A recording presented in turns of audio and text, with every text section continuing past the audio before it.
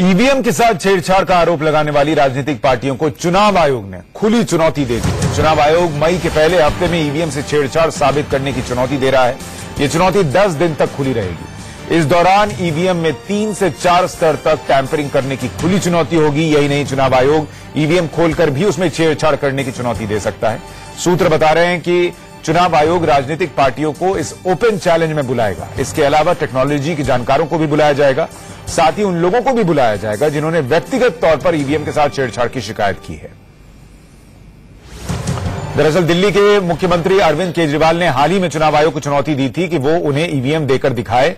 वो दिखा देंगे कि इसमें छेड़छाड़ कैसे होती है। केजरीवाल ने पंजाब में अपनी पार्टी की हार के पीछे ईवीएम की गड़बड़ी को ही वजह बताया था।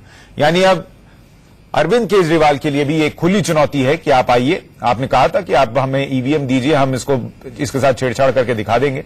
अब वो ओपन चैलेंज चुनाव आयोग दे रहा है। इससे पहले बीएसपी सुप्रीमो मायावती भी कह चुकी हैं कि ईवीएम से छेड़छाड़ हुई है। मायावती इस मुद्दे को लेकर कोर्ट भी चली गई। बीएसपी के अलावा समाजवादी पार्टी और कांग्रेस भी ईवीएम में छेड़छाड़ के मुद्दे को जोर शोर से उठाती रही है। चुनाव आयोग एक तरह से धृतराष्ट्र बन गया है, जो अपने बेटे दुर्योधन को किसी भी तरह से ही साम दाम दंड भेद करके सत्ता में पहुंचाना चाहता है।